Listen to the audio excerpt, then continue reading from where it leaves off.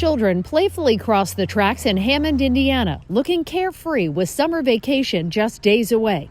It's a stark contrast to months ago when stalled trains blocked their path to and from school, forcing kids to make an unthinkable choice: be late to class or crawl under or through train cars to get there. Never seen it with my own eyes, but we knew that that was happening.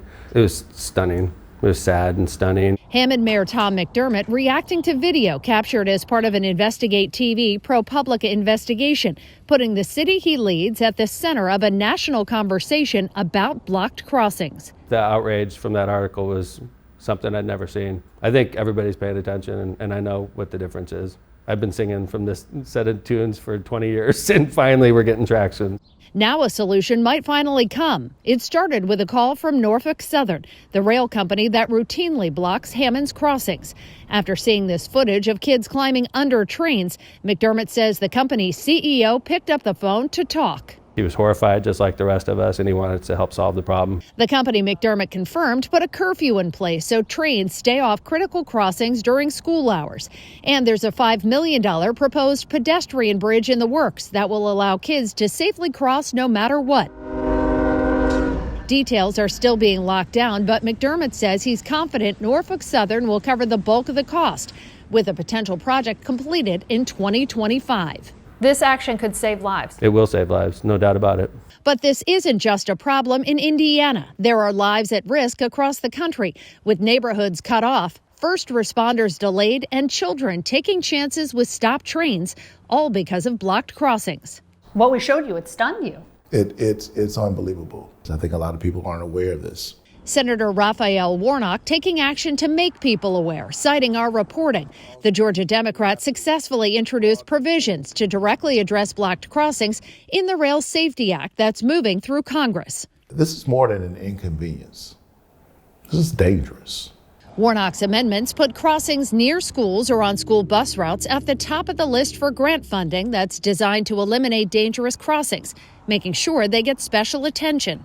And they also create a process that allows people to directly communicate blocked crossings to rail carriers. Right now, the Federal Railroad Administration collects those complaints from the public, but it has no authority to regulate the problem.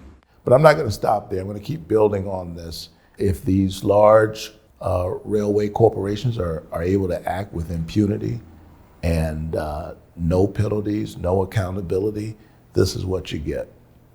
We have to hold them accountable. This is not something that should be happening in the United States of America. Trains should not be stopped on these crossings the way they are. Jared Cassidy is the chief of safety for SMART, the union that represents train conductors and engineers, which reached out saying it wanted to highlight our reporting in nationwide training and awareness campaigns about the dangers of blocked crossings. If there is one thing that can fix it, I firmly believe this video speaks to that. Cassidy says long trains that can go on for miles could be separated if they're going to blocked crossings for hours or even days, like we've seen in Hammond and other communities. Although he calls it a fairly simple process, rail companies often choose not to do it. It's not a big deal, but the railroads, because they want the train to move when they want the train to move, they don't want to have to deal with the time of the conductor walking. They don't want to have to lose the time of separating it and putting it back together. So this is a deliberate and specific example of rail companies putting profits over safety. Absolutely. The Association of American Railroads, which reps rail companies, says separating trains can lead to some crossings being blocked for longer while the train is rebuilt, and that can also pose increased risk for injuries. The organization says safety is always the top priority, but Hammond's mayor says it hasn't always felt that way. The image of the little girl in the red coat crawling underneath the train, he says, it changed everything. I mean, for 20 years, we've been banging our head against the wall. And we knew that these conditions existed, and we knew it wasn't fair, and we knew our response times were elevated. Didn't matter. Now, with all the attention that's being focused on it now, suddenly it does matter.